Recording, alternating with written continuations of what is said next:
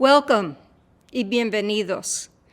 I'm so glad that students from throughout the state can join us today in celebrating Mega Corazón, the power of poetry, the power of the spoken word, and celebrate the arts as an expression of who we are. Why are the arts important? Because they give us a chance to speak our deepest feelings, and every human being has feelings.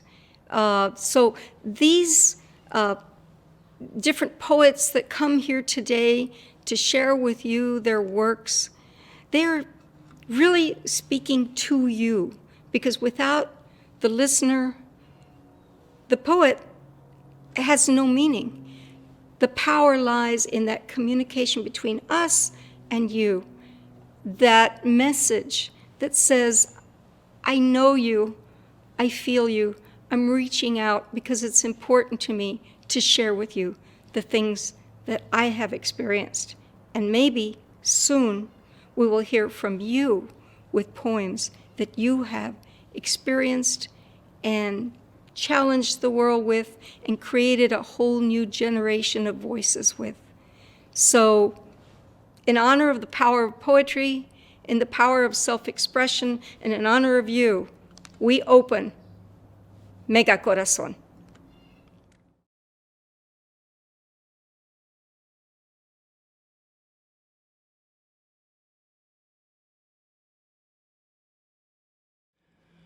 Words. Yeah.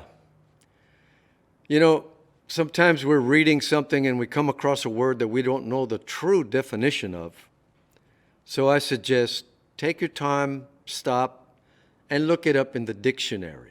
Find out what that word really means so that you grow mentally with your wordage. And the more words you have, the more ways you can express yourself and understand the universe of words. So, I'm going to say this poem about words.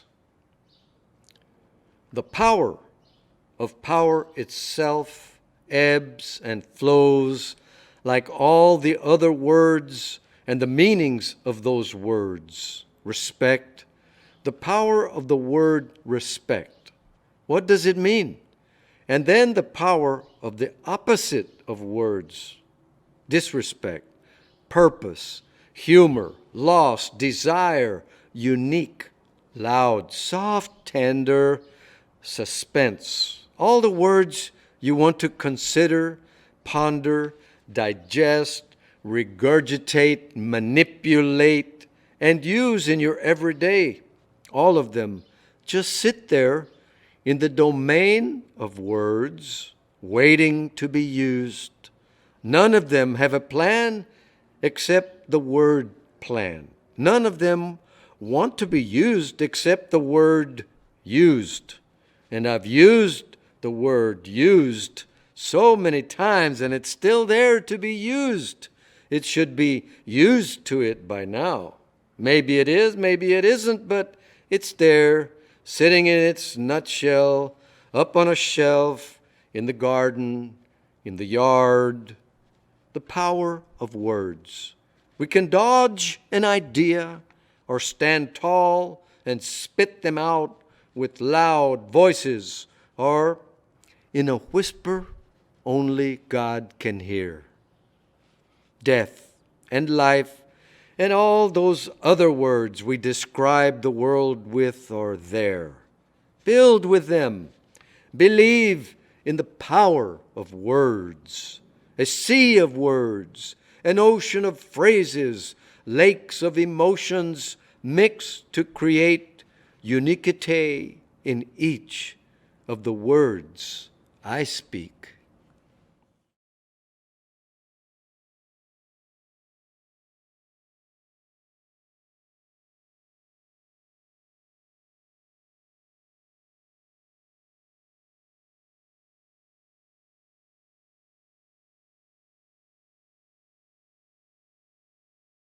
This is a poem I wrote right in the middle of the pandemic when I became exceptionally grateful for all the people who clean and became aware that we are often not aware of them. And this is Psalm for my tío, Ruperto, he was a janitor at the local mall when I was growing up. And I remember always being a little embarrassed. Yeah, that's my tío, fishing for cans out of that people had thrown away. And so this is Psalm for tío Ruperto. Blessed be the janitor. Blessed be the cleaning lady. Blessed be the groundskeeper, the disposers of waste, gatherers of death and decay, the custodian, the sanitation worker. Psalms for those who scrub and scour. Sacred are they who sweep. Praise for those who banish trash. Sanctified are those who sanitize. Not unlike historical martyrs with metaphorical palm fronds, their ritual objects shunned. The broom, the sponge, the mop, the vacuum, these their saintly emblems. Where are their altares, vestments, candles lit in thanks? What is their feast day? Holy are the laying of hands reaching inside trash bags, retrieving recyclable cans. Alabanza. Alabanza to those who dive into the mess of our humanity. Blessings, blessings and more blessings unending to those who allow the masses to live clean as though absolved.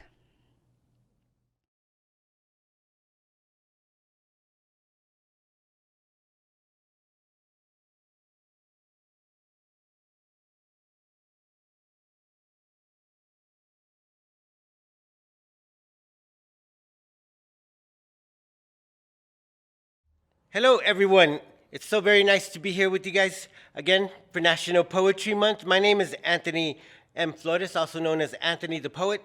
I'm going to read a piece to begin here, directly related to the youth, or inspired by the youth, or dedicated to the youth, and it's a very important piece. We're coming out of a pandemic time and a very dark time, and I just think that young people especially have been using poetry as a healing art, as a way of expressing their desperation, their fears, their isolation. And so here goes a new piece that has come out of this great dark time that we are all surviving and emerging from victoriously. This poem is called "This is When Poems and People Become Giants." If we do our job the right way, one day we might be talking to a great-grandson or great-granddaughter, and we can tell him or tell her, like we were each the best earth-dwelling storyteller, about that one time once upon a dark night when ordinary stargazers like us became stellar. Maybe we'll walk into schools and answer the amazed questions raised by some cool random kid, and we can tell the whole room about the simple and painful things we did. We wore masks over our faces. We stayed at home and restrained ourselves from visiting our favorite places. We washed our hands and washed our hands and washed our hands, hoping not to spread its dangerous traces. We let go for a while of everyone and everything we loved, every hunger, every habit, every friend, so that maybe they would still be there for us to love in the end. We said our goodbyes from sad, distant places without being able to gaze into our loved ones' faces, as our nearest and dearest kept dying so far away, just beyond nearby windows and walls, outside the stretch of our hands and the sound of our calls. We did everything that we could do to safely pass along the world to you. This is when poems and people become giants, bigger and greater beings than we ever thought we could be.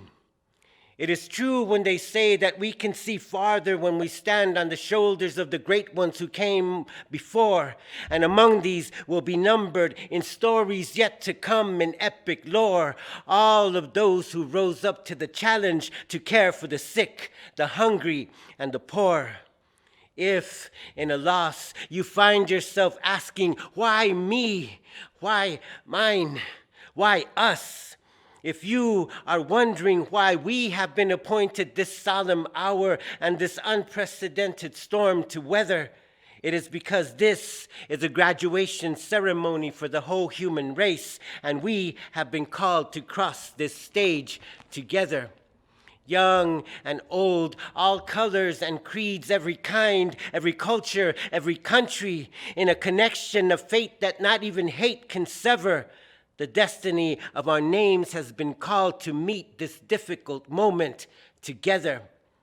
If you feel your heart is too small for this, if you feel your hands are too small or fragile for any more giving or receiving, if you feel your faith is too small or not agile enough, not big enough, not tough enough, this is when poems and people become giants, better and greater beings than we ever thought we could be. There are things yet that our children not have a chance to say, and so we will not go so quietly into the numbing silences of this day. Compassion still rages relentlessly in our souls, and so we will not go so gently. Maybe it's time to finally see the great disparity of half the world living in economic luxury while half wallows in squalor and misery. Time to see the hurtful injustices that restlessly tip the scales against social inequality. And time to see, as survivors of yet another kind of flood, the common human color in the shared shade of our blood. Speaking as a simple earth dweller and as a cosmic storyteller, this was the time when ordinary stargazers like us became stellar. This is when you and I and he and she set our sights with our full mights on the infinity of we. This is when poems and people became giants, you see, bigger and greater beings than we ever thought we could be.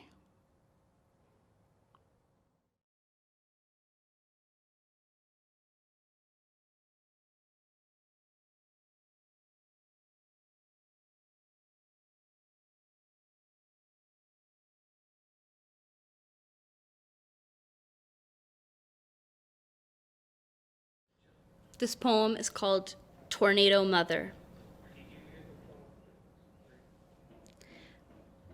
I have a 2-year-old son, but some days he is more fire engine than 2-year-old. All shining and defiant, more siren than voice, he cries out for his heart's truest desires at the top of his lungs, and I can't help but admire his sense of self-worth, more instinct than courage, more knowing than thinking, more doing than trying, more telling than asking. And some days it's more than I can handle.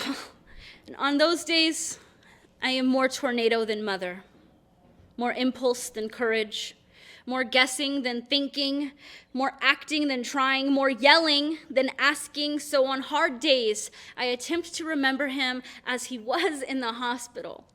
All brand new, squishy, healthy baby boy with thirsty eyes that drank in the whole room. More miracle than human, more beauty than concept, and more mine than yet the world's. And I remember how badly I wanted him before he was even born. That was more imagination than preparation, I guess, because there are hard days when my tone of voice is more battle than example, when I am more lit fuse than lullaby, more feet stomps and eye roll than cheek kiss and hand holds, when I am more tornado than mother. So I attempt to remember him as he was in the hospital. All bruised and confused, 8-month-old baby boy the day after our car accident.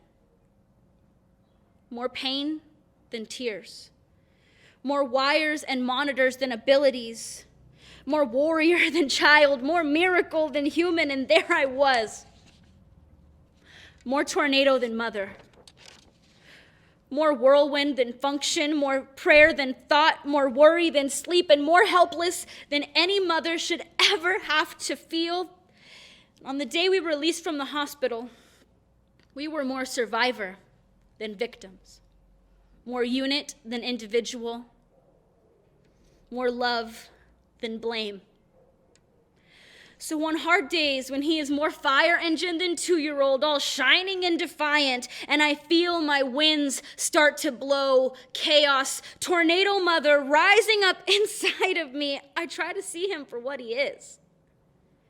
More miracle than human, more warrior than child, more the world's than mine. And suddenly, I am more calm than storm, more forgiveness than criticism, more sigh of relief, more breath of life, more cool breeze than tornado. And I realize that there is just so much more to this life than what it may seem.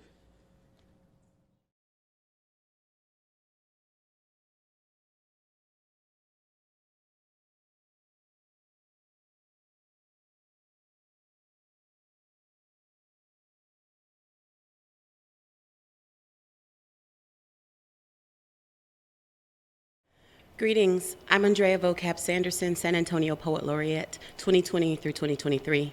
Accompanying me on djembe today is Zach Jewell. This first piece I'm going to do is called The Nouveau, and it's French for the new. Let's roll.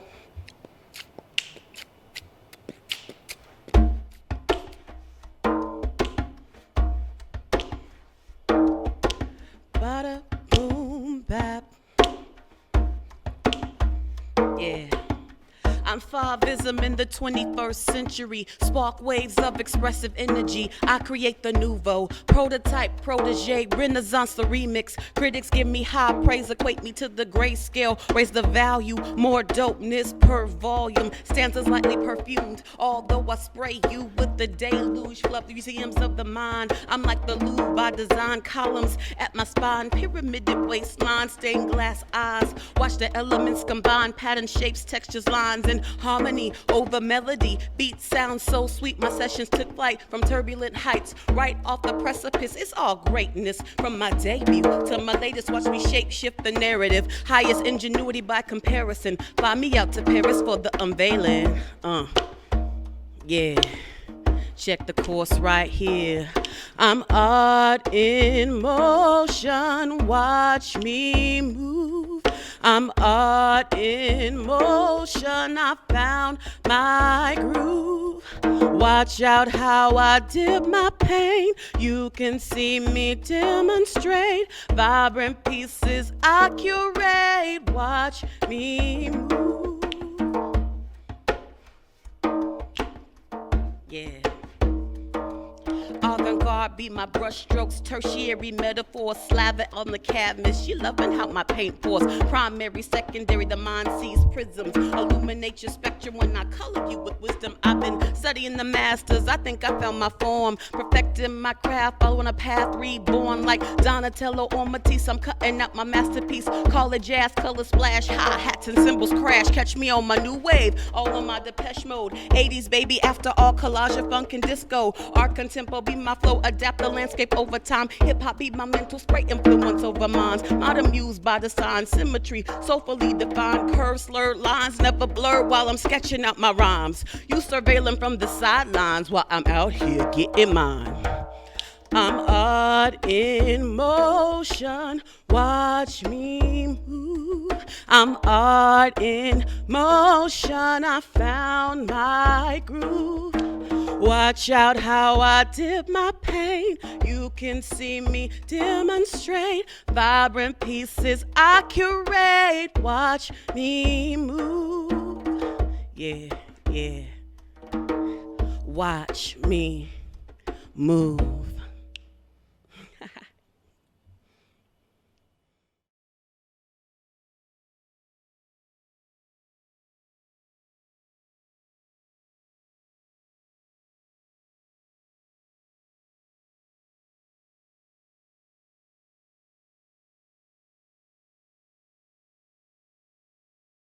Hello, my name is Nathan Zertuche. I go by Nate Zen in the poetry community.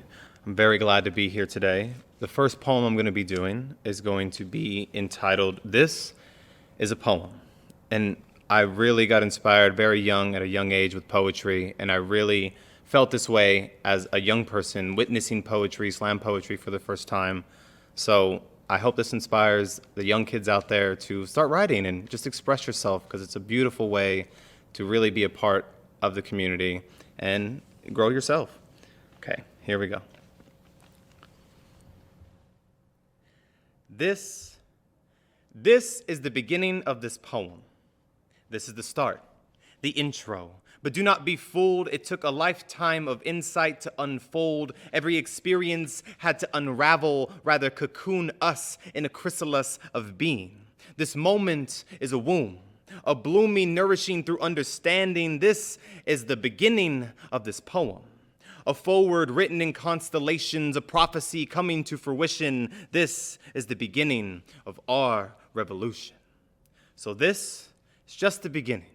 Well, more like the middle now, the middle of this poem. So read between the lines. This is the atomic equation allowing space between us to exist. But look deeper, deeper. We are integrated, hieroglyphics similar to the grooves on your brain, synapses firing, rewiring, and causing us to align. Because this experience is not defined by me reading poetry and you listening. This is a unified harmony that no doubt can cut through or get in between. You are freed with love.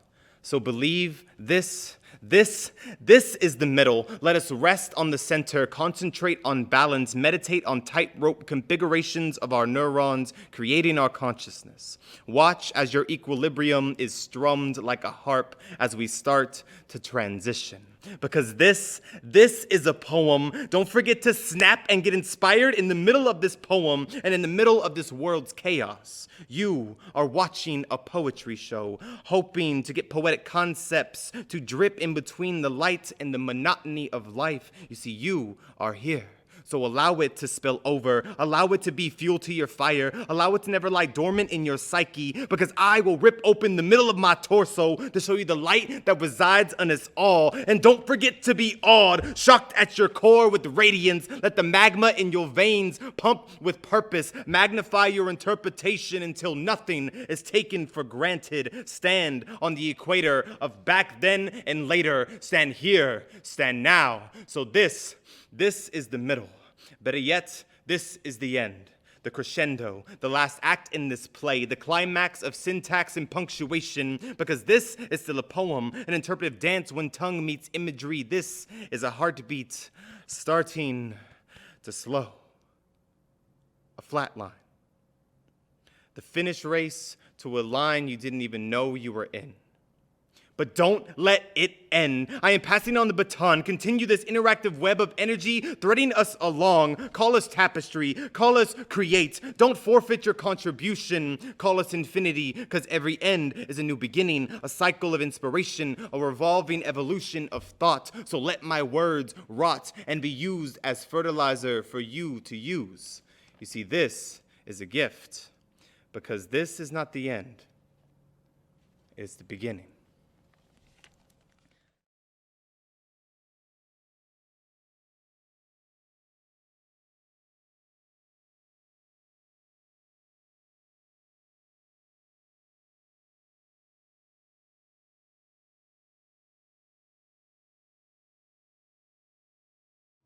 This poetry is coming at you straight from the south side of San Anto, but for those of you out there throughout the rest of the planet Earth, you just have to understand how powerful the cuisine here is in San Antonio. We were recently designated as only the second city in North America by UNESCO as a creative city of gastronomy, and the king food here in San Antonio is the taco. And there's like so many kinds of tacos. You guys need to come here. If you're not from here, you're going to come here and you're going to want to stay just for the tacos. This is a poem about tacos.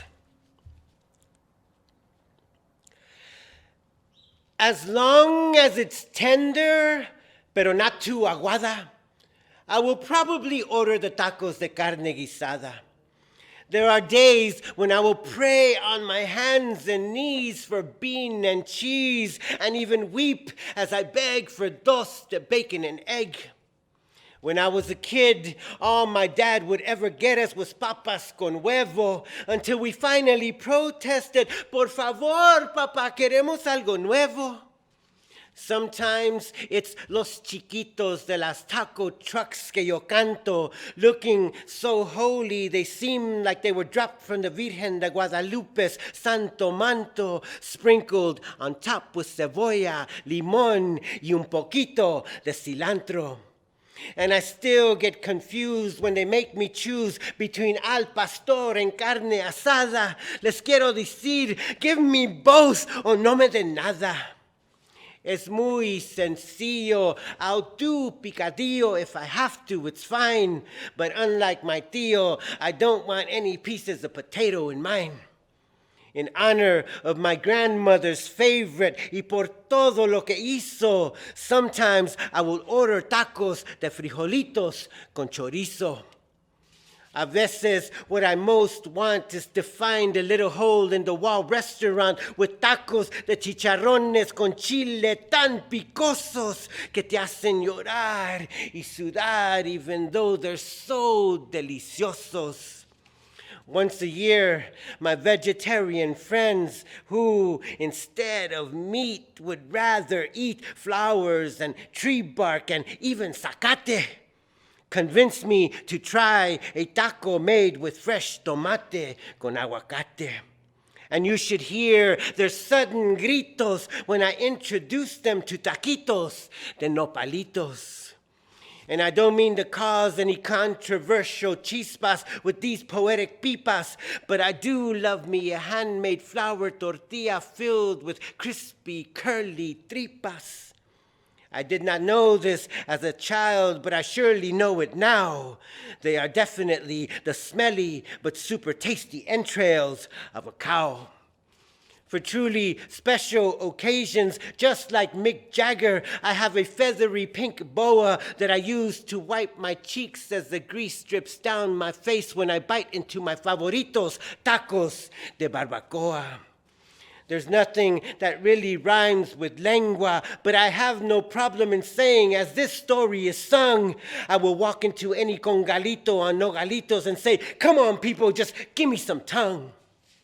This is Taco City, USA, way, and you'll find good ones in every direction away. Tacos, tacos, all kinds of tacos. The list never ends. But the best tacos of all are the ones that we share with familia and friends.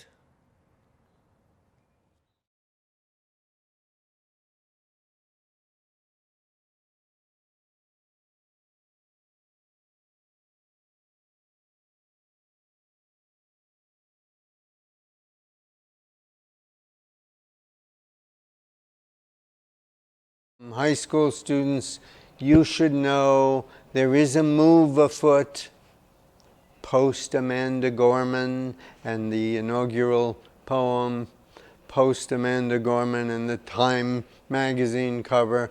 There is a movement afoot to get a city poet, youth poet laureate designation, and those of you who are writers in high school right now, those of you who are creative writing teachers in high schools right now,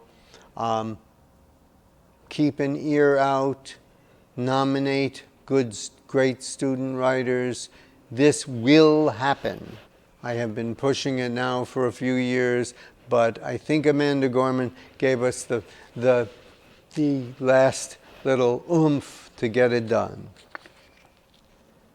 So we have a lot of friends who have had vegetable gardens through the pandemic, and this is called Garden in the Plague for Susan and Ben and Linda and Stephen.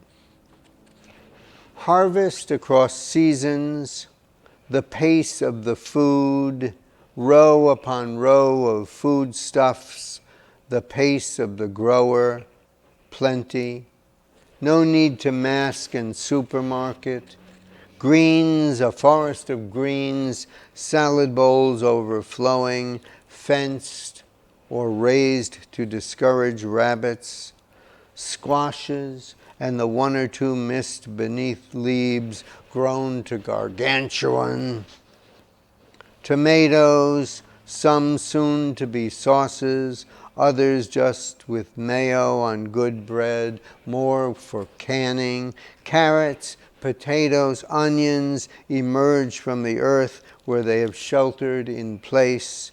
This is the song of the planting, the weeding, the harvest, and the meal.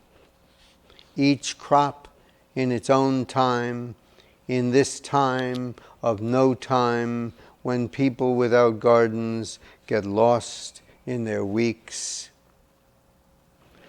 Clock of the earth, is it time for spinach?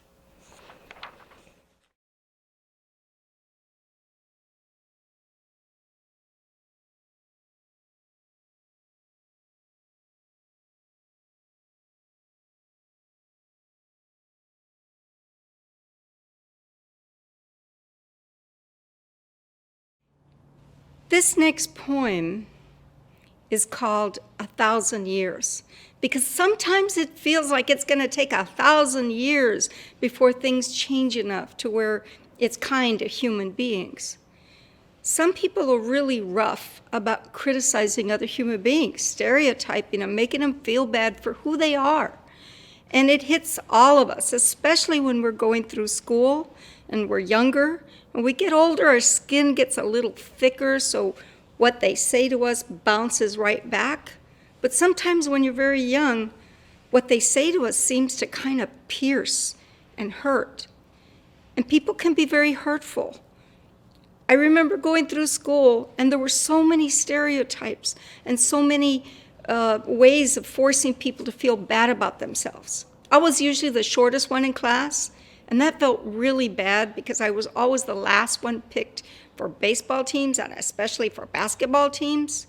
You know, when the two captains got to pick their teams off, and, you know, me and the other shorty in the class were the very last ones that ever got called on. Some people feel bad because other folks tease them about being too tall. Some feel bad because they think they're too skinny or too fat. And sometimes people use color and race as a way to generalize and give more value or less value to somebody when that's really stupid. This poem is from a young girl who's been made to feel bad because they say she's too dark.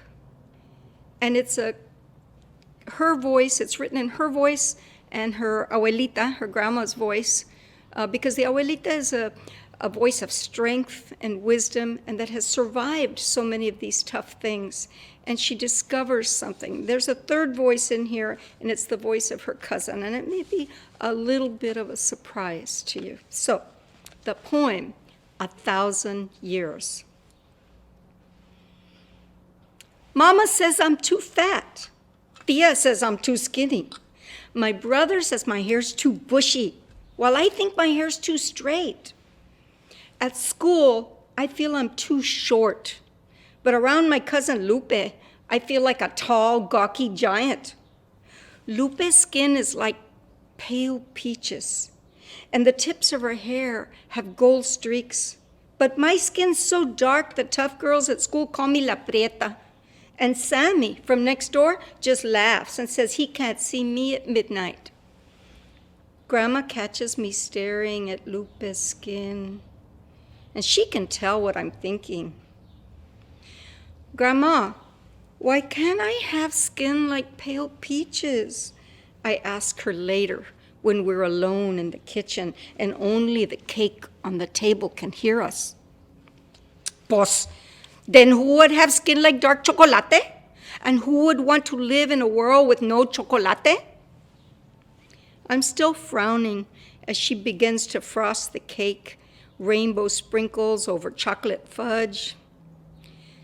But Grandma, the girls with dark chocolate faces are never on the magazine covers or starring in the movies, I pout. Pues, well, they should be, she insists. Grandma, why can't I just be tall and slim and skin like pale peaches and hair with gold tips? And teachers would smile at me, that special way when they think you're so cute and so smart just because of the way you look outside your skin.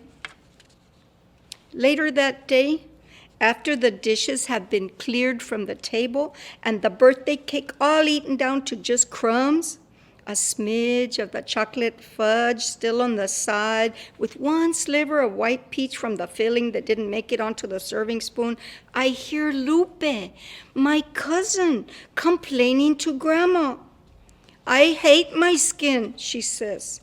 Kids at school call me La Güera and La Gringa, and I don't look anything like the Virgen de Guadalupe for whom I was named. She's a beautiful cinnamon chocolate, and I'm like those white peaches that have no color and are just too pale. Boss, says Grandma, who wants to live in a world without sweet pale peaches? Besides, nothing can stop you from being who you want to be. You don't need to change your skin or your height or your shape. You just have to change the way your eyes see. I wonder, who made these rules up anyway? If someone from another planet checks in 1,000 years from now to study who our civilization was and what we were like, I'll leave them a letter inside the ruins that have my bones.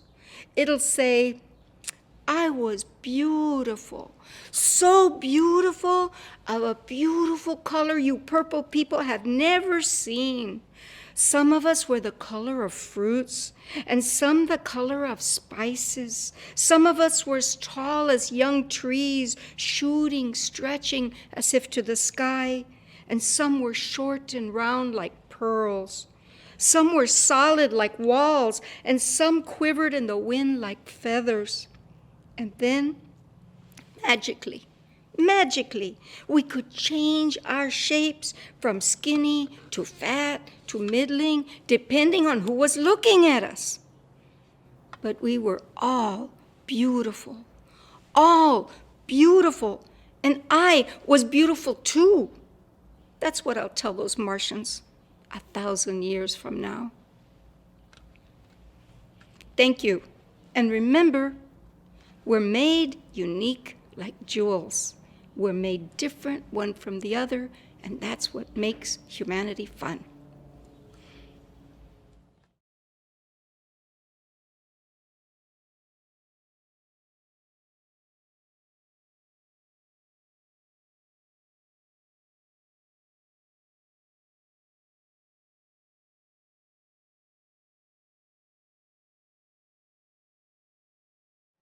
Hello, students.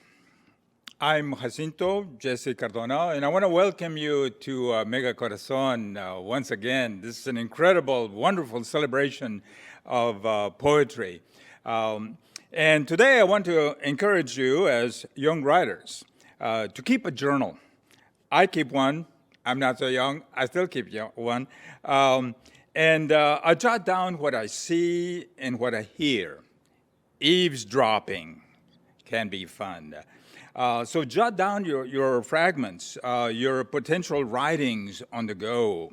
I keep one on my phone and one on my laptop. And I also create little books, libritos, I like to call them. And I even give them a name of a press. This particular one is called Bifocal's Classic Press. So things come to my mind, so I write them down. I went to H-E-B, grocery store here in San Antonio, and I saw a shopping cart next to a bus stop, and a line came to me. Lightning hit me. The shopping cart has a lot of heart. And we have all seen these grocery carts, sometimes upside down, abandoned, and of course the homeless carrying their lives' possessions in those grocery carts. And so that's an example of what to do with my journal. Now, where will that lead me to? Well, it could be an essay, it could be a poem, but I've got my first line. A shopping cart has a lot of heart. And then you can also find what are called found poems. I had a flat tires, so went to the tire shop, and tire shop gave me one of the best lines ever, and it turned into a poem because they write on that wall, they advertise, and it says, "We fix flats." What a line, what Vulcan verb. Not maybe, not we could, but no, we fix flats. So it's there. If you walk around with your writer's luminous eye, then you can find these poems. And so while I was there waiting, and we're always waiting, so why just wait? Right. So here are the 3 lines of this announcement on the wall. Attention, vehicle owners, we're not responsible for lost hub caps, defective studs, and defective lug nuts. That's a poem. Hub caps, studs, lug nuts. I love that. 3 lines, an urban haiku on the wall of a tire shop. So then I'm waiting at Panchito's restaurant. We're always waiting. First freeze of the year. A stray cat looking very flaquito, very skinny, undernourished, ambles over to a dumpster. I'm waiting to pick up my curbside breakfast tacos. Now, curbside, there's something you can write about. Lots of curbside going on. 2 bacon and egg, 2 potato and egg, 1 chorizo and egg, and 1 carne guisada. I wish El Gato good luck. I feel bad. Maybe I should have tossed a taco to El Gato. So now, what else can I do with that? Well, it's just fermenting there. It could become a poem. It could become a short essay, a little microfiction. So, in talk about microfiction, I also jot down one-liners that come to my brain for no reason at all. For example, I was reading about Mozart. So I wrote down in my librito, I lack the energy of a prodigy. Here's another one. My faucet leaks while Brazil's most famous poet sleeps. I want to write like a slingshot. Here's my code switching one. My ojitos love the sight of antojitos. And here's a strange one, I think. What is a plum doing in the asylum? And the Loch Ness Monster. I'm always curious about that Loch Ness Monster and what it is. So I have a line that came to me. So much violence, what's a Loch Ness to do? So there you are. Get a journal, make a librito, write down, jot down the lines that come to you with your luminous eye and your luminous mind. Good luck.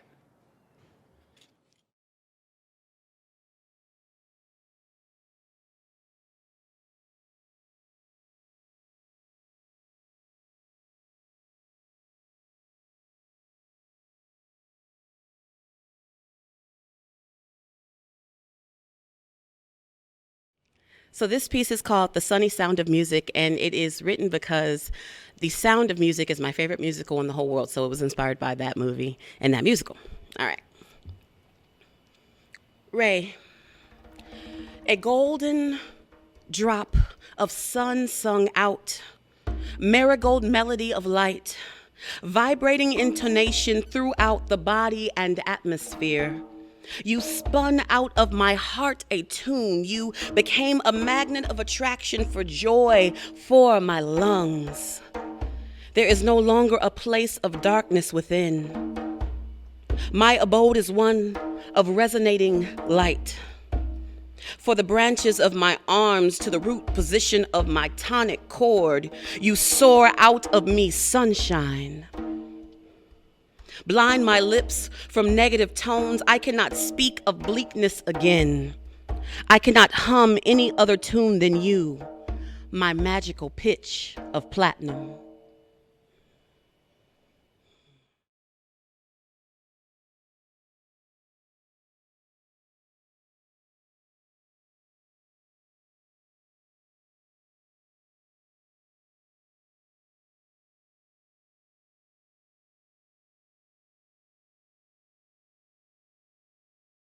This one is for the kids. It's called Narrative Alignment. I'm interested in building something for after the apocalypse. What then? This just gonna hit the fan, it has to. Balance out.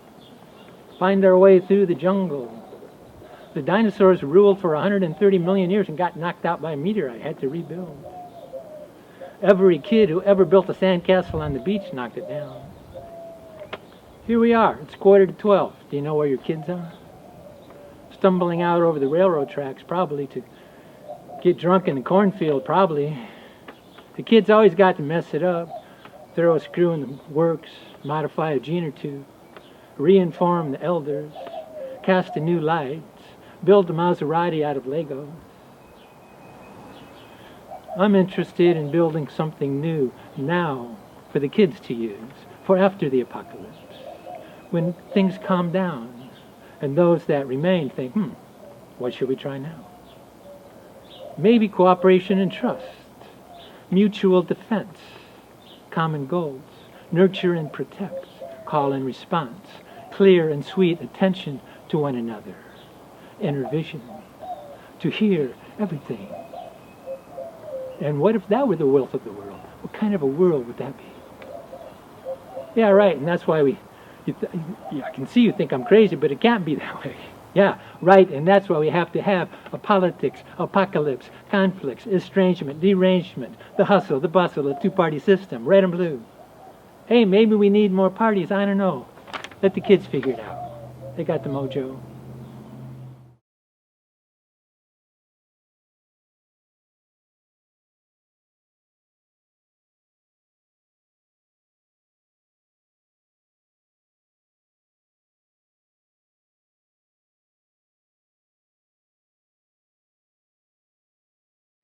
Hello, my name is Natalia Treviño, and I am a professor and a poet here in San Antonio.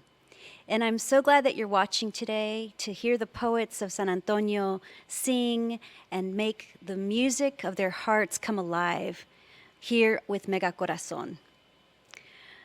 The first poem that I'm going to read is a really famous poem, and you can find it anywhere online. It's called Those Winter Sundays by Robert Hayden. And I didn't read a lot of poems when I was in school. I didn't think they were that important. But when I read this poem, it really changed me. It changed how I loved my dad. And it helped me understand my dad so much more.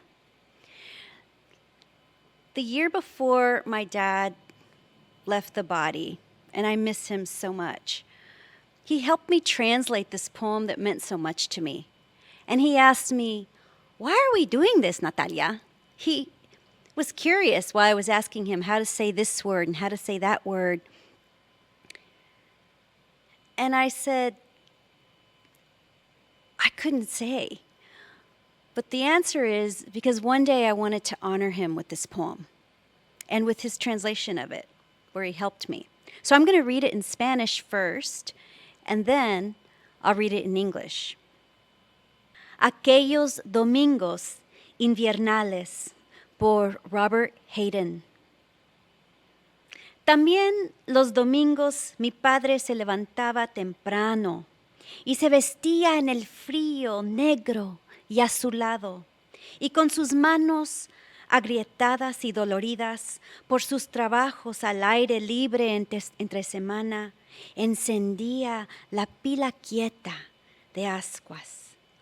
Nadie le dio las gracias jamás. Me despertaba oyendo al frío, astillándose, quebrándose, y cuando los cuartos estaban calientitos, él nos avisaba, y lentamente me levantaba y me vestía, temiendo la rabia crónica de esa casa. Le contestaba con indiferencia, y él que había expulsado al frío y al que me boleaba mis zapatos buenos. ¿Qué sabía yo? Yo que sabía de los deberes austeros y solitarios del amor. So I'm going to read it in English. I'm so grateful to my dad and my mom who helped me translate that poem. It's kind of a sad poem, but it's a poem about the way our parents love us when we are not looking, the way they take care of us before we even wake up. And it's something that they've been doing for a long time, our caregivers. Those Winter Sundays by Robert Hayden. Sundays, too, my father got up early and put his clothes on in the blue-black cold. Then, with cracked hands that ached from labor in the weekday weather, made banked fires blaze. No one ever thanked him. I'd wake and hear the cold splintering, breaking. When the rooms were warm, he'd call, and slowly I would rise and dress, fearing the chronic angers in that house. Speaking indifferently to him, who had driven out the cold and polished my good shoes as well. What did I know? What did I know of love's austere and lonely offices? Thank you.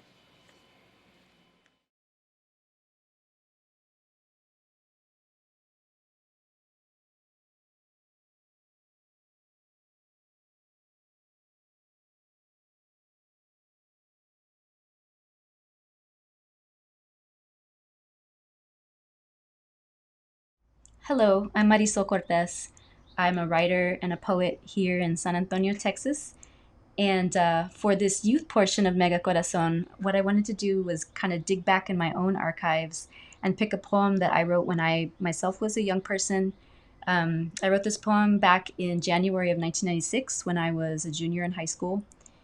And it's based on my experience at my first job, which was working to bag groceries at H-E-B.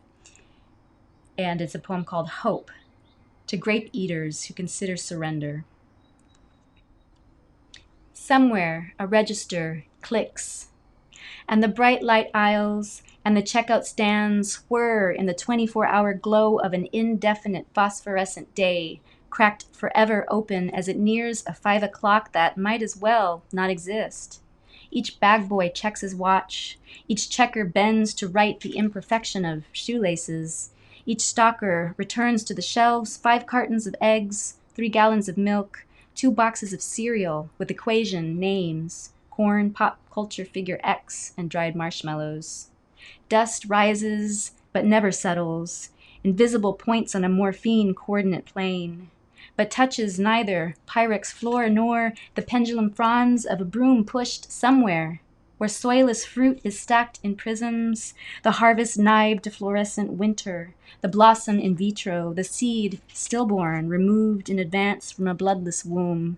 Somewhere the silent arms of the sweeper sigh, and a single grape is coughed to the floor.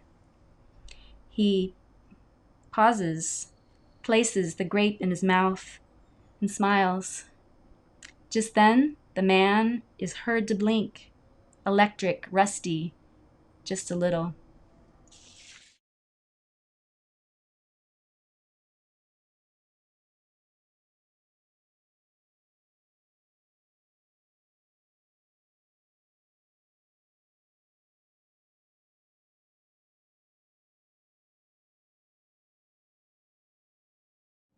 This next poem is for my son.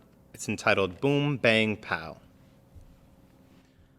My son runs up to me and says, "Boom, bang, pow, I gotcha, Dad," as he delicately holds his Transformers toy with such confidence. He is the protagonist in this story, and I am but the foe so easily defeated. I react conventionally as any parent would and pretend to fall gracefully. He is victorious, and as I peek out from under the covers, I see his smile, all glimmer and assurance, but his pupils read understanding. You see, me and my son, we are just playing, allowing our imagination to run wild, but for some reason, I tend to forget that I am a child as well. Most days, I approach life, toy expectation in hand, and I say, boom, bang, pow, I got you this time. Life reacts conventionally and pretends to fall gracefully, allowing me to feel victorious. But when the universe peeks out from under the covers, I am waiting to challenge it once again. You see, me and my son like to play hide and seek, and most times I let him think that he found me. But to be honest, I barely even move. Most days I see beauty and benevolence in small things. God laughs, hand over mouth, feet poking out from under the curtains. I found you. You see, my son frequently doesn't want to do things that will benefit him long term, like brushing his teeth. He can't perceive why this inconvenience is necessary, but I say, trust me, baby, it's for your own good. My life is a toy box, and all I can think about is candy. When I come home from work, my son says, I missed you. I say, I know, baby. Daddy has been working to get you everything you deserve. At night, I complain to the void and always get the same response. I'm working on it. I love my son beyond his comprehension, but I have to allow him to fail. I have to allow him to fall so he can progress, discover, and when I have to, I'll protect him from myself. Now, to him, that might seem unfair. It might be conceived as punishment, but everything I do for my son is out of compassion.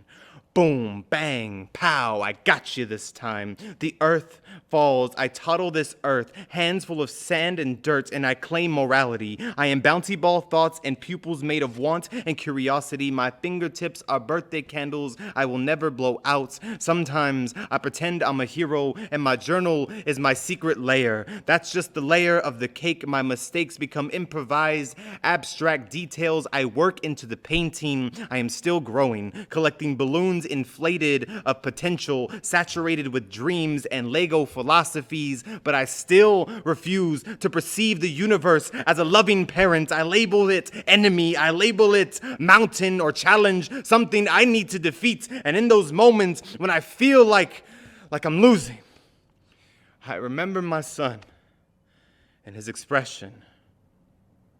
We're not really fighting, right, Daddy? No, baby. We're just playing, right? Right. Boom, bang, pow, I got you this time. Thank you.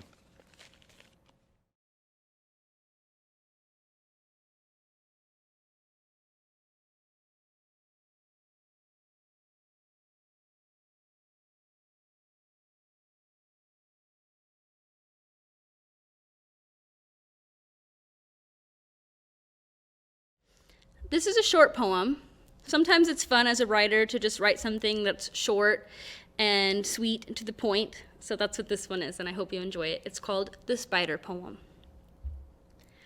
If a spider falls into your sink and survives, do you think later on in his spider life, when he's going through a hard spider time, his wife passes away and his spider kids cry, he draws strength from that time when he almost died in your sink, and he thinks with his spider mind, this will all pass in spider time and everything will be just fine.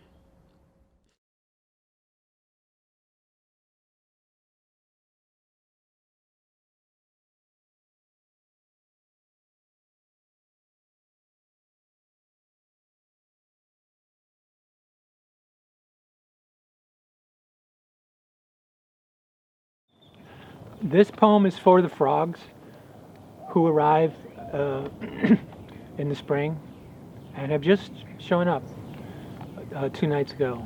They started singing in my frog pond, and I love it. The frogs are back. They're signaling, half submerged in the pool at night. The night air above them, singing with stars. Kaibo, my cat, listening intently on the porch and watching over all to see if any wander out and hop about, but none do. They remain in the safety of the pool and the trees that surround the water, hackberry and willow nurturing the night air with their perfume, playing their soft tunes. Something about the oasis and the moon. A gushing summer late rain has filled the pool and soaked the lawn, flooded the garden, drowned the spinach sprouts, created a low water crossing between here and there, the alley between the grass, breathing underwater, flowing with the tide. And me, here I am at home in my pool too, singing a song on Facebook and email and links to videos of Marta Topferova on YouTube singing and checking the news, floods and disasters. Corrupt politicians trying to get away with it before anybody catches on. Everybody wants to feel the love. That's my kind assessment. How could it be otherwise? Each in their own evolutionary status, revolutionary apparatus, sending out coded signals to the underground resistance, the tribal connection, our species, one of millions on the planet, flying the banner of Homo sapiens, triangulation, our location, trying to find the oasis where the place is, where we grew up before we left home and started wandering all over the place. This planet we call Earth because that's what we are, dirt and soil, the birth coming from the spring on the full moon night, all night, half-formed, wet, relying on the torch of our ancestors to light the way and bring us into day where sun could stir our blood and make us into one people so we could sing, so we could soiree on this holy night, on this historic occasion where ravers of the past have partied on in hope and fear, one more beer, and back to the streets, to the cities, to fight again. And back to the garden where we all belong, the garden of earthly delights that we have longed for and all but forgotten now. Just the myth, the dream, an anthropology lesson perhaps, an image, a feeling. The frogs are waiting for us to remember our past and our origin and rejoin the biosphere and the biospherians in the pool, in the patch, in the groovy nook, in the sweet spot in the garden at the center of the universe.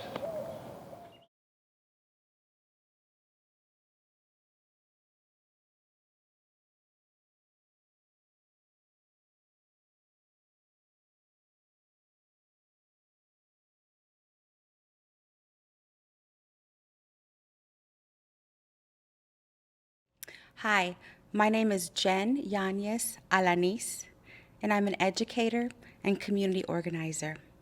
I work primarily with refugees from around the world, as well as immigrants.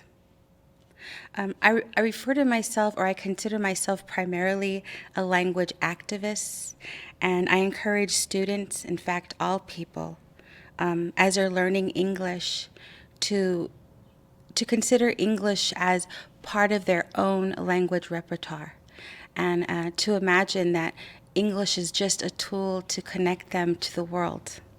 Nothing more, nothing less.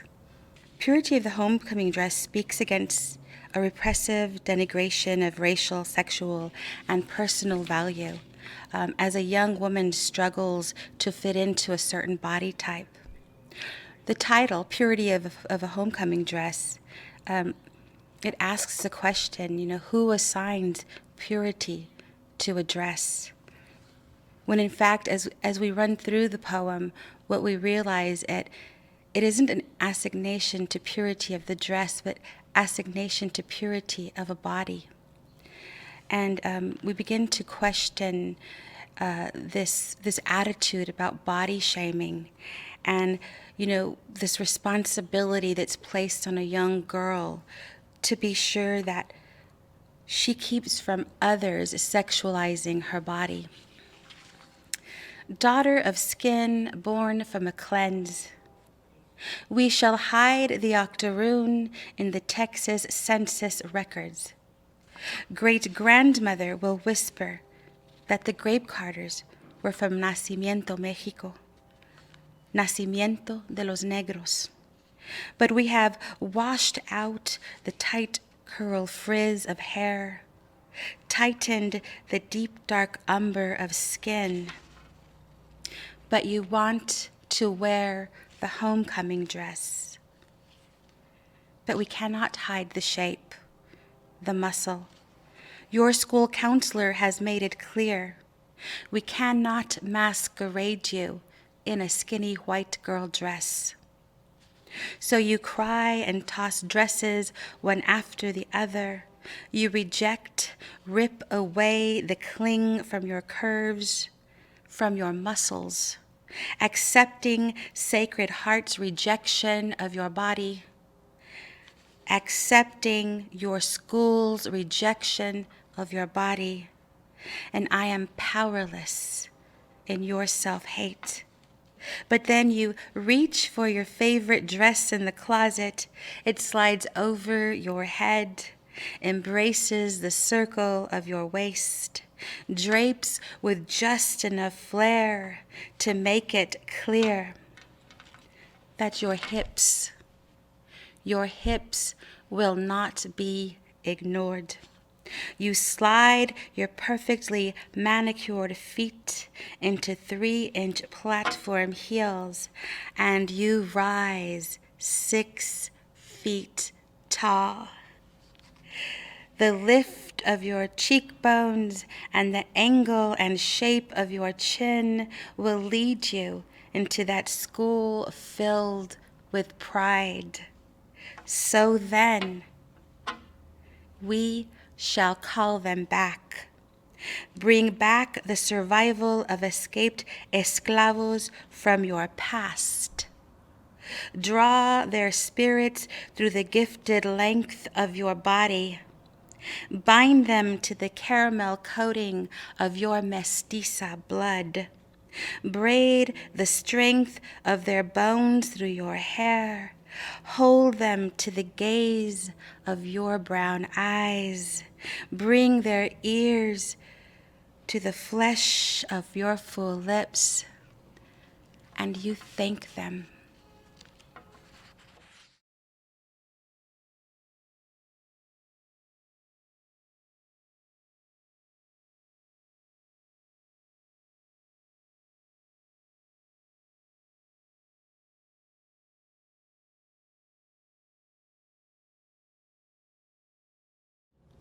My name is Jessica Zertuche.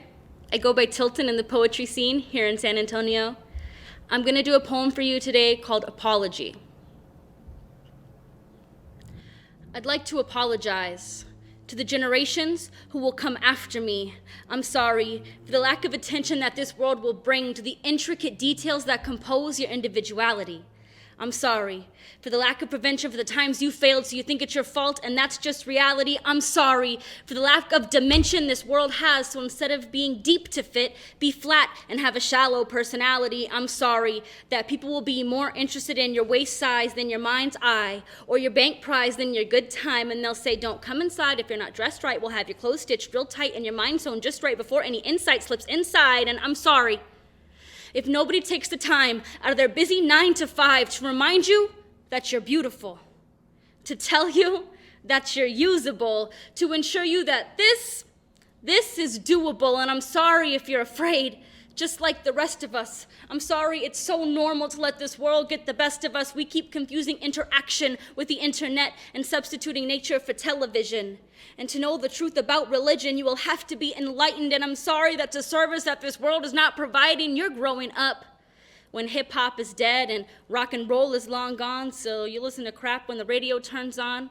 I'm sorry that you probably eat more McDonald's than you will vegetables and spend more time at Walmart than you will with your real father. I'm sorry to the sons and all of the daughters who found a simple girl in several ways to complicate her, and all the boys who got employed just so they could try to date her. They won't become famous for being a teacher or a doctor, and they'll have to be a liar if they want to be a lawyer. Please excuse the limitations in this world made up of borders.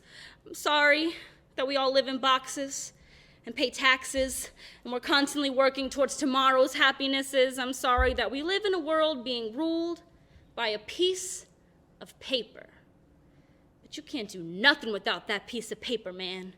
And I'm sorry that no one will give you a plan or hold your hand, and girls learn to shake their butt before they learn how to stand up for themselves. And I'm sorry if no one gives you any help And one day, you want to put your dreams on the shelf and your hopes in the closet, but listen to me before you close that door and lock it. You're beautiful. You're funny, talented, inspired, and I'm sorry that this poem cannot show you your own fire. You are the sun. You are the earth. And a miracle happened on the day of your birth. Thank you.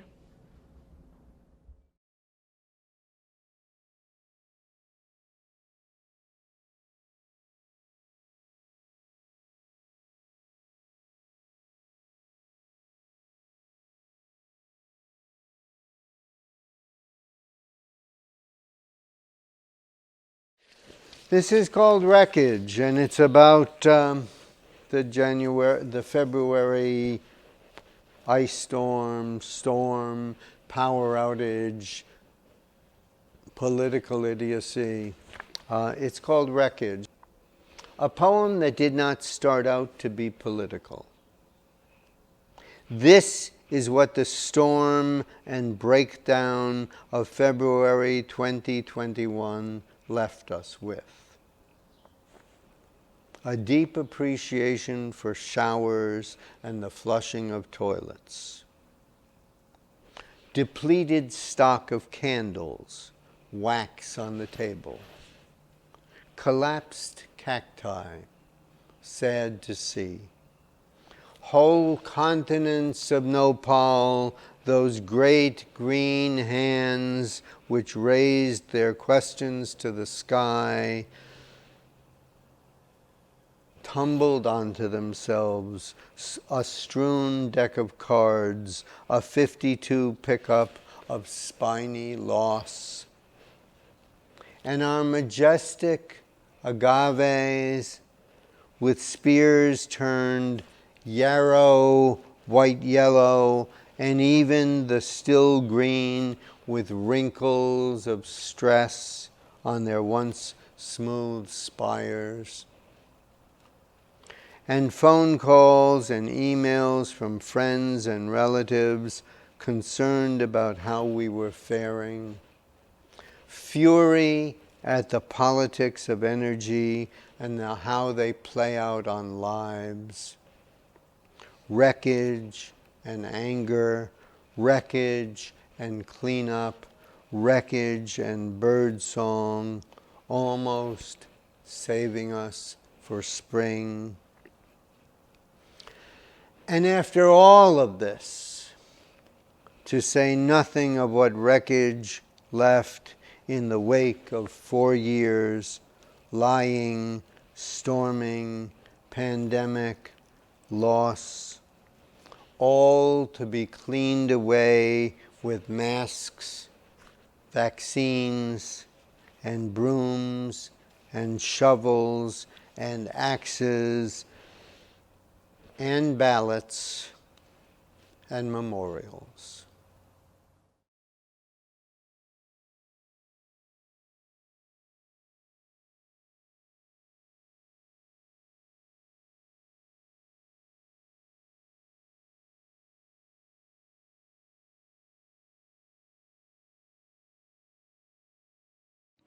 Hi everyone, my name is Octavio Quintanilla, and I want to start off my reading by reading a poem dedicated to all the students who are listening to us today.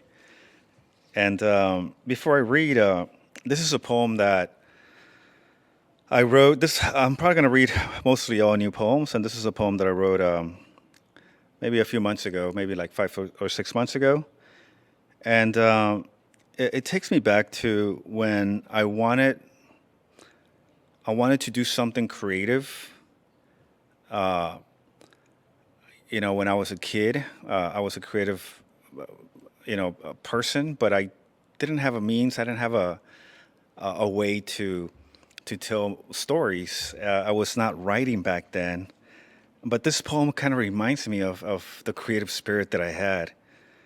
And not until maybe like when I was 9 or 10 did I actually start writing to express emotion, to write for others and not just for myself. So this poem, takes place. It's the speakers reflecting about the time that he came from another country to live here in the United States. So, with that said, I want to read it, and it's called "Why You Never Get in a Fight in Elementary School." In this country, everything about you is foreign, and no one likes the look of scarcity. You want to tell them that when you draw a river on a piece of paper, a fish always jumps out of it, and you're always ready to catch it as it leaps out of the page. You are the fish, and yet you're not the fish. You are this, a kid, and the home you knew begins to fill with water. There goes the chair where your father sat to eat his dinner by the light of the kerosene lamp. There goes the only memory you have of your mother's feet. You want to tell them that the ocean where you stand on is not an ocean. It is your new country, where your body will be filled and lifted by all the ways of missing someone, lifted by all the sounds.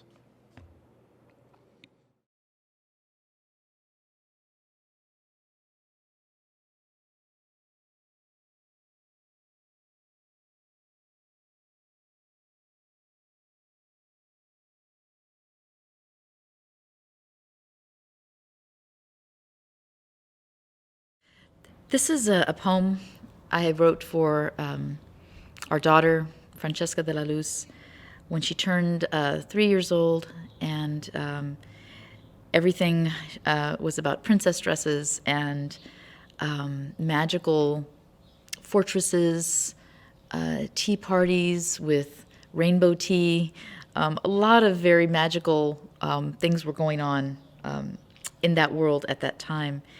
And so she also loved any kind of mythical tale about transforming people who transform into different creatures. And so this is a poem inspired by those years. In times of new, in times of old, we somehow know stories that have always been told. We know of the hero who must return home. We know of the animals who far away roam. We know about kings and ships out to sea. We know about gardens and the flights of the bee. And deep in the night, she closes her eyes, and stories unfold under blue-black skies. And she travels through her childhood sleep, and it is always the story far within she will keep.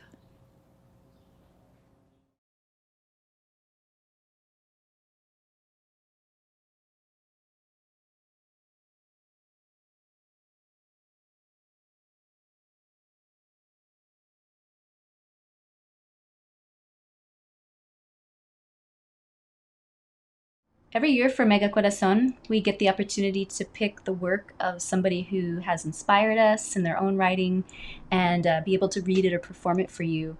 And so this year, I chose a couple of short pieces from this chapbook that I really like, which is all about vultures and grackles, called Birds Nobody Loves. And it's by an Austin poet just up the road named James Brush. And the first piece is kind of a prose poem piece called God Hates Grackles. They drove down from some megachurch in Kansas with signs reading, God hates grackles, and grackles spread disease and crap on everything. One little girl with blonde pigtails tied with blue ribbons carried a sign saying, No more icky turds. They marched up and down the street outside the Capitol chanting verses from Leviticus about unclean birds, occasionally stopping to extol the virtues of godly American fried chicken and turkey club sandwiches. From their trees, the grackles watched with little interest. They heard the repetitive neck, neck, neck of the chanters and wondered at the rusty hinge noises they made on the street below, but mostly they preened their shiny purple feathers and craned their necks towards the open sky above. This went on for most of the afternoon, and as the heat increased, the protesters grew more desperate, more willing to go beyond the veil of free speech. One man cast a stone. There was a moment's pause as the world waited for the grackles to craft a response. Seconds grew to minutes, and the protesters glanced at one another, nervous, waiting. Suddenly, all the grackles exploded skyward in a storm of wings and wild hallelujahs. The protesters watched with squinted eyes as the birds flew ever higher, each beat of their dark wings carrying them deeper into the sky and closer to God than anyone on the street could imagine. Blinded by the summer sky into which the grackles had disappeared, the protesters fumbled for their signs, packed them back on the bus, cursing the ugly grackles for their filthy ways and for not being bluebirds or cardinals. Resentful and secretly wishing they too had wings and beautiful, iridescent plumage, they drove back north, never once leaving the ground. And then the next piece, really short little poem called Say Grackle. Purple iridescence, a hard-edged thrill to say. How can a person not love the chance to repeat the word, grackle? I'll never understand why everyone hates grackles, but then I don't have thousands living in my trees. Outside my window, a fledgling takes food. An adult teaches the young bird how to live. I'll lose a whole day watching, wishing them well. Grackle, grackle, grackle.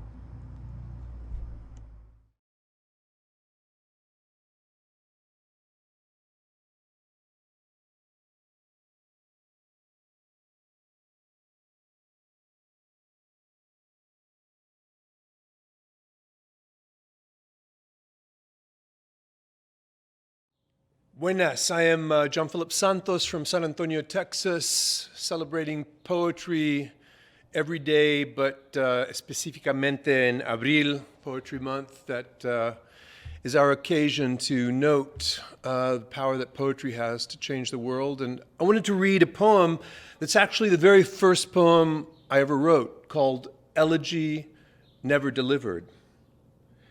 She was massive in her huge furs and coffee-stained smiles. Her words were stone, but she liked parades, and she bit into them like inevitable fruits. And then another poem that's from a very early when I was a young poet, called Acquiring the Hand, about learning to fish.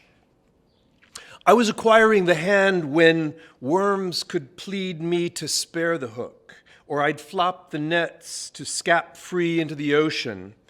Jesse built his boat, and I steered it out, everyone watching, steered it out past the salty fog. I took the wheel, and we plummeted. It was at 11. A kickapoo rocked the canoe, reached over and grabbed out a fish, a gar, gasping and making flap. But when I was acquiring the hand, there were creeks everywhere, flood swollen, swum through with fish like a land of plenty. I'd visit them, trace their muddy profiles. Each day I could try my luck, could rig the pole and tying line and hook. Where would they be biting? What would be the bait to use? To stand there waiting my cork on the water. Those who had the hand kept their secret, the lights going out at the end of the pier, and then the sea itself subsiding. Radios broadcast the chronicles of fish. So I listened for what had been caught, how big, and where each fin met its fate. To have the hand meant everyone would listen. The stories would be told now, and the hand was a road from the mountains to the coast. And the hand was the first day of all fish. To step your way onto the ancient breaking pier was to have the hand, and it was sometimes risky. So I called down the bank, "Fish on line," and the bamboo quivered at last, while my hands learned the pull of bones themselves. Someone said that it was the hand. How these beasts run silently underwater. How the colorless fish shines against the sand.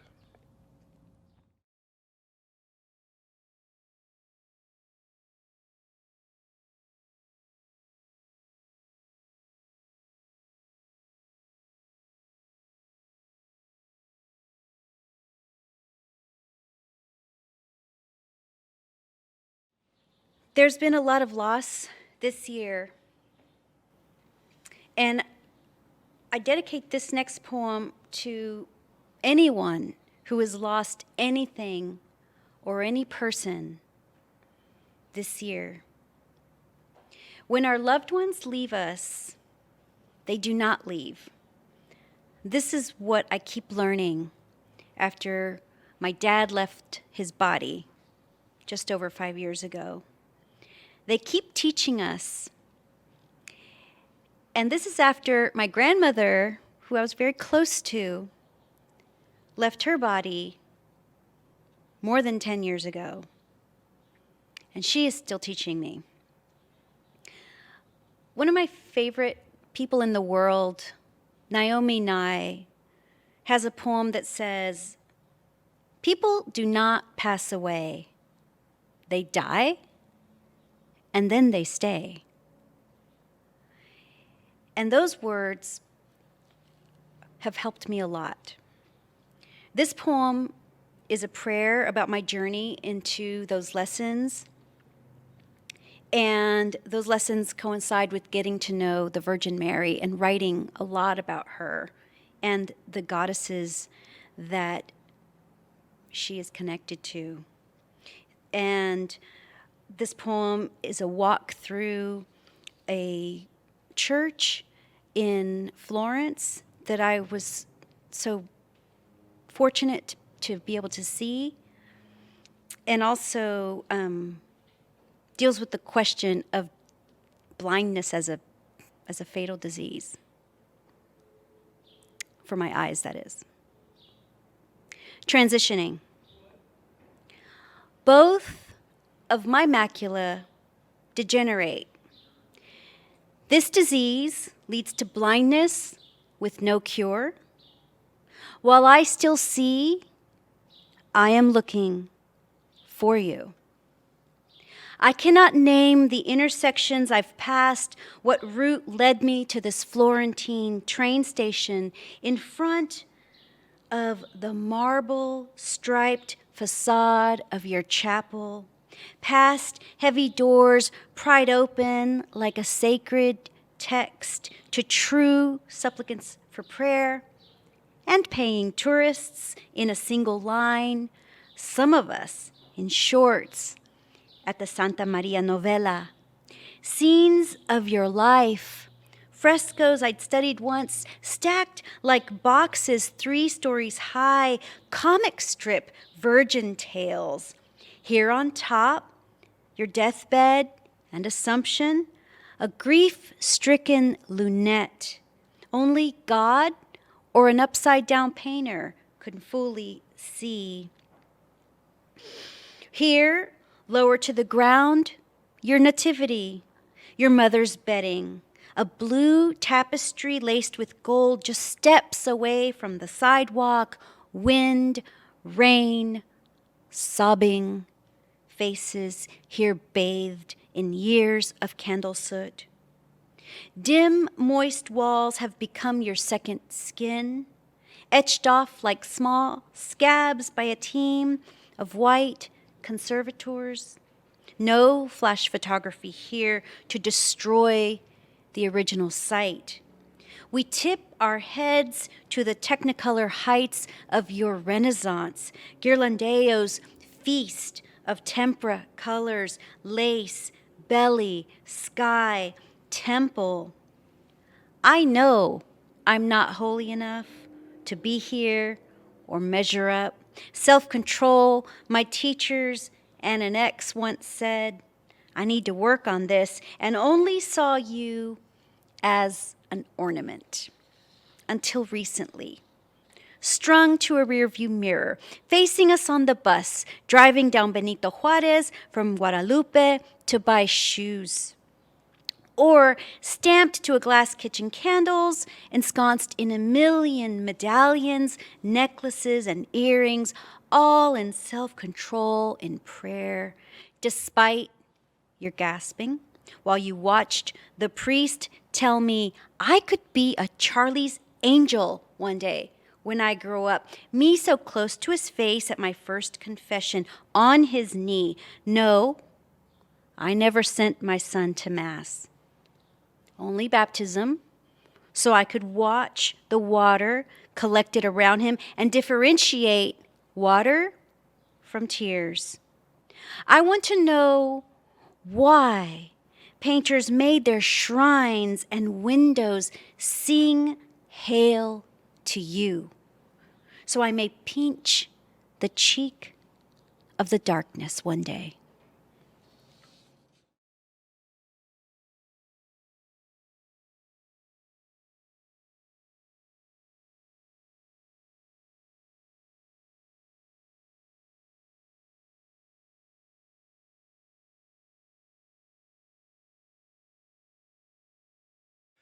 This next poem is also dedicated to all the students listening to us today. It's also a poem in which the speaker is missing someone. In this case, his parents who stayed behind in Mexico after he left to live and go to school in the United States. And it's called Parting. There was a time I had no word for darkness, and so I said darkness. I had no word to say devotion, and so I said 2 sons grieving 1 mother. A time came when our parents sat under a tree and cried for us, their sons on their way to a new country. When I tried to return to my boyhood, sometimes I end with my head on my mother's lap.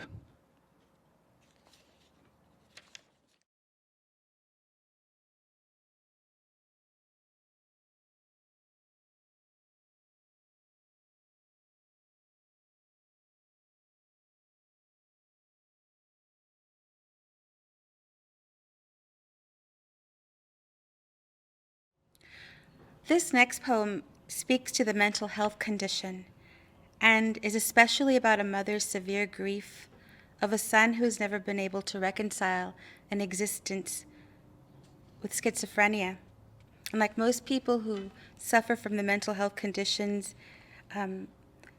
he had an addiction and eventually died early of complications to drug addiction. You're also going to hear in this poem this braiding of God talk. And that's because this son in particular in this poem believed that he was a messenger of God. This can be a common occurrence with people who suffer from schizophrenia.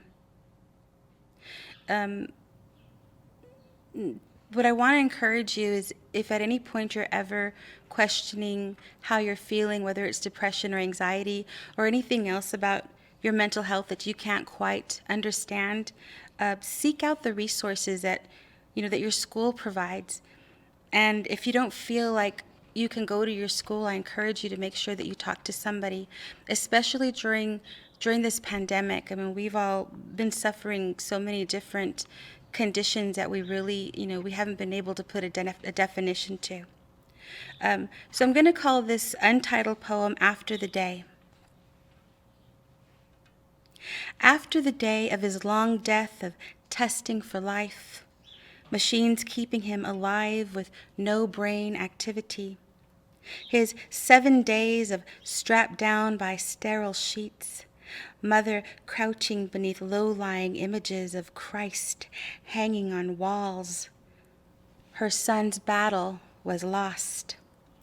All the springs he lived down at the river calling on God, catching snakes with his blind faith, and syringes hinged to his weathered flesh, now uncurled memory, stretching thick below the sorrow of funeral seats, stretching long across mother's deep screams of remorse, hitting heavy on the breastbone, breaking down hard. She presses her fist into that sour blight burrowed deep down in her uterus where she protected her son, safe. She dreaded the escape, the unfurled, severed cord of separation, the embryo she wished to crush in the fist, to hide him back under the veil of her trembling flesh, roll her ribs around him, hold him in with her bone clench, keep him from those violent days of begging for kindness to his blown veins, from kicks to the face on those days when he was holy. On those days when Jesus ran hot through his blood, floated him high, needle marks hidden in the stretch of his thin skin, each beaded blight formed a chain of unsanctified prayers, rolling in the bones of his mother's fists, curled tight at the lap of her injured womb, beaten down, blown.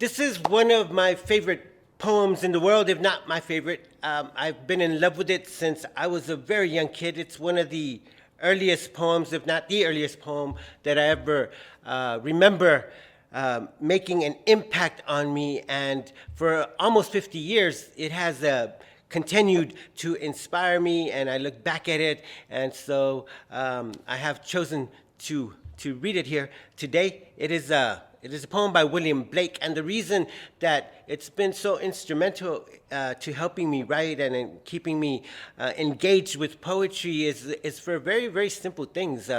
It was powerful with its rhyme and with its imagery of this tiger, of this animal, of this creature with glowing eyes. And for a child, to me, that was so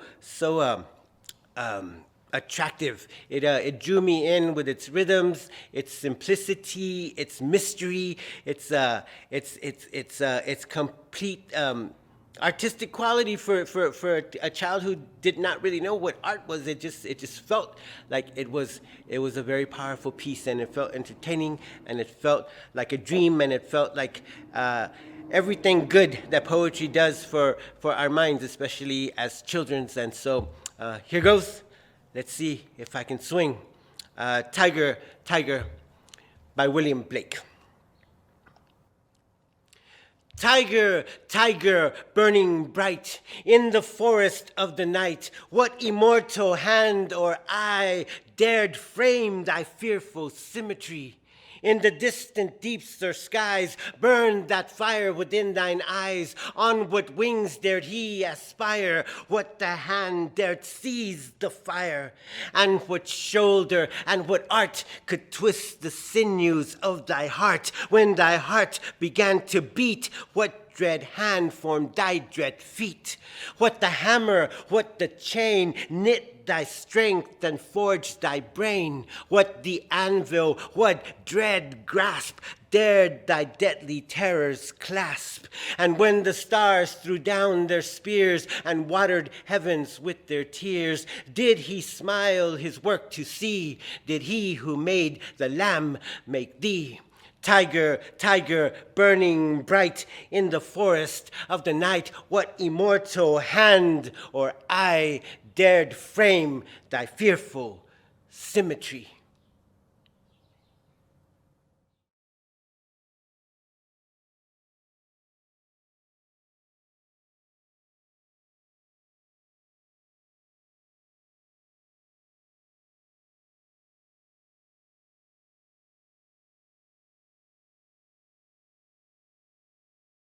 We are very lucky in San Antonio to have great poets, some small presses publishing great poets, and Mega Corazón and URBAN-15. Thank you to all of you. So this is a poem for high school students with lots of references that I don't think you know, but I want you to know that there's a history before what happened on January 6th, that there is a history, that protest in America doesn't mean violence or doesn't have to. This is a poem about a march on Washington that I was at in the 60s. And I think that's enough. It is dedicated to two poets, Diane de Prima and Daniel Berrigan. And it's called Revolutionary Dreams, Other Nightmares. Were we wrong to want to grind it to a halt, to stop the killing? Were we deluded to think we had the power to do it?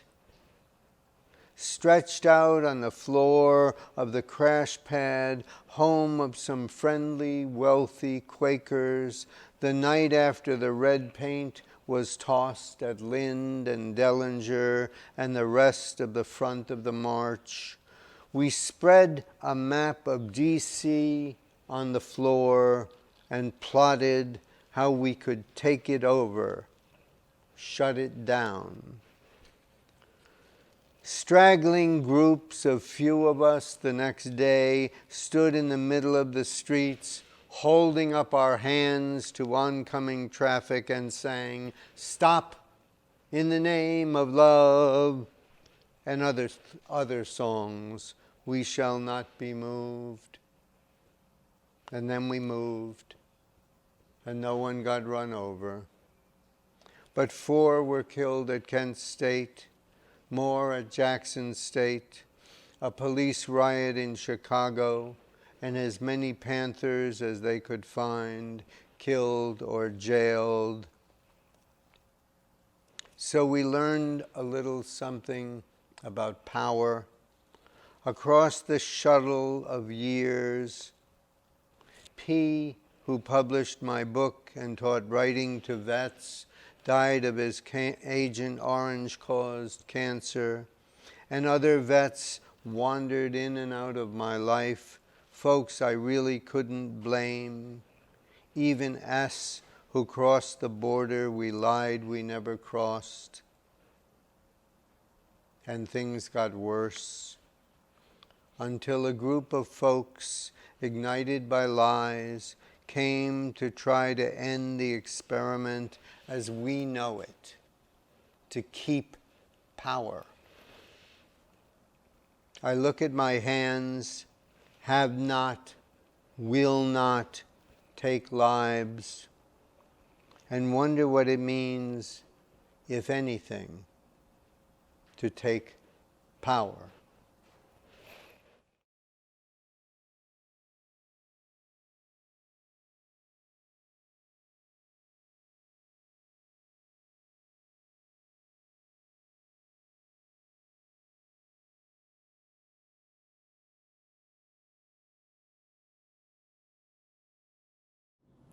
Hello, everyone. My name is Frances Santos.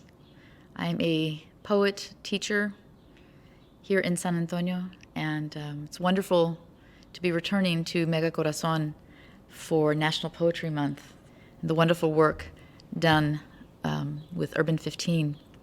I've been teaching in the San Antonio School District for a very long time, been writing in San Antonio for a very long time, and as with most San Antonio poets, it's wonderful to be able to tell the stories of our city, the stories that we all know, the stories that make us laugh, that make us angry, that make us cry. These are all our stories, and they are valuable stories, and they're stories that need to be told. I encourage everyone to write down their stories. All of our stories need to be told. This is a story, a poem that I wrote about my grandmother. We still have her house. My cousin still has her house over on Camaron Street. And when she and my mother would go shopping, they didn't go to Piggly Wiggly or H-E-B or Centenos. They a lot of times just went to the Mercado downtown to buy the fresh fruits and vegetables. And so this is a poem that I wrote about the stories that I would hear of my mother and my grandmother going to the Mercado to do their weekly shopping. Mercado. Today, Mama and I drive downtown, past pecan trees making whisper sounds. Take the dusty rose Cadillac, park far in the back of Calle Pecos La Trinidad, vaya al mercado. And en esa día estamos comprando. And the year is 1961, with wooden booths and stands carrying eggs and sweet pan, leche quemada and caramel flan. Other stands carry metates, molcajetes, and cast iron skillet pans. Mama would take out her thick cotton sack and move right along with her plan of attack. Onions, olive oil, salt, cilantro, potatoes, peppercorns, garlics, cominos. She'd haggle with Mr. Peña, the produce vendor. I'll give you $1 for all the ones bruised. And he'd look at her, half insulted, half amused. He'd tell her, Señora, claro que sí, you do me good business by taking these from me. And then they would wink at the inside joke, and I'd wonder what next my mama would provoke. Because next we buy fruit, some soft, some firm, the sweetest, most luscious she would discern. And like the anthropologist searching for sacred bones, like the geologist searching for lost stones, Mama would scavenge that wooden fruit stand until she found the perfect aguacate in her soft and strong hand. Eso, she'd say, but it's a little bruised. And then the fruit vendor, half insulted, half amused, would give a small break on already the cost. My mama counted every small victory not lost. And finally, for the top of that thick cotton sack, on to the dulces, the booths, toward the back. And Mama allowed me to pick sweets from the stand, so I chose some pineapple, some sweet potato, and ya bastante. She'd yell without shame, porque ya estás gorda, and your father's to blame. But I didn't worry, because at home that I'd find that she'd snuck in some extra. She had it there all the time. And now our day is done at the market of the sun, driving home at 15 miles per hour in 1961, driving to our little house downtown, back toward pecan trees, making whisper sounds. Mama, me, and that thick cotton sack, us, low and slow, in a rose Cadillac.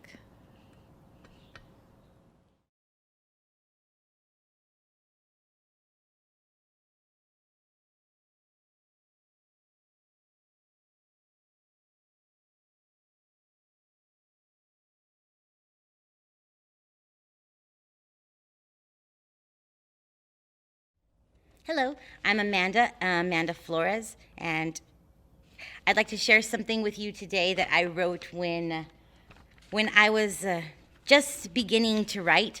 And when I was just beginning to write, I started to jot down all the ideas in my notebook, and too often, that's all that became of them. And so it made me sad looking through my notebooks years later just to find great ideas that never became anything. And so I wrote this poem about those ideas. And for any aspiring writers out there, or even if you haven't started writing yet, I hope that this might encourage you to do something with the ideas you have jotted down, even if they're just jotted down up here. Ideas used to travel in large groups and are what was initially identified by the Egyptians as the sun. As with missing people, the first 24 hours are the most imperative for locating missing ideas. He was just right there, and I turned around for just a second. We've all heard the hysterical parents panicking, gasping, and pacing as they retrace their steps. If you haven't already learned it from CSI Without a Trace or any of those other cool detective series with wild graphics, hear and learn it now. The first 24 hours are the most important. Only 20% of missing ideas are found after the first 24 hours, and less than 1% of those found are ever found alive. He had a stunted growth, and he wasn't even breastfed. All good ideas are.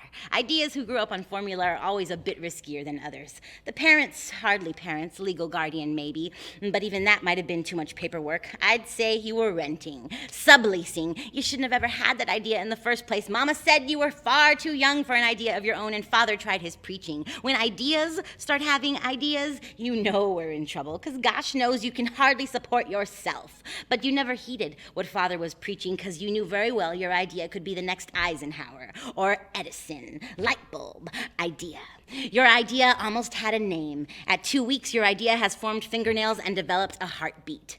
You think ideas grow on trees? Well, maybe for you, but back in my day, we used to have to walk 10 miles in the snow to our ideas. Ideas are not like cell phone minutes or well-trained dogs. There is no roll over. Will my ideas expire at the end of the year? If you want money for your idea, however gently used you claim, we're going to need the title, and it must be in your name. Otherwise, again, that machine was never yours in the first place.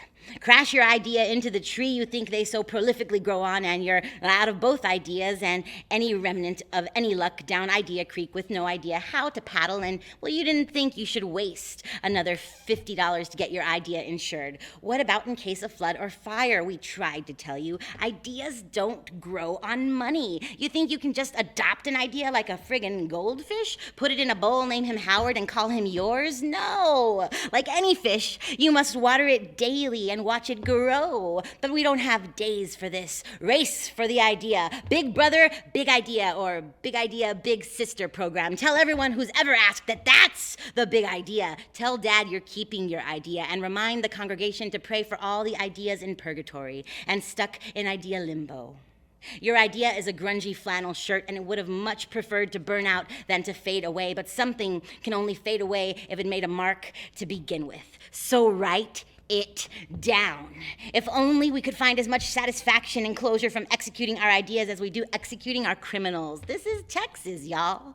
All you want to do is tell that dude to go to his room. But Idea Protective Services came down, and now it's just supervised visits on the weekends. Christmas Eve, Thanksgiving, and every other Easter. Not to mention, you've lost your check to Idea Support. All of this just to have Maury Povich announce that in the case of 2-year-old idea, you are not the father. Or worse, the idea takes years, so long to grow and share that by the time you do, your references are way out of date.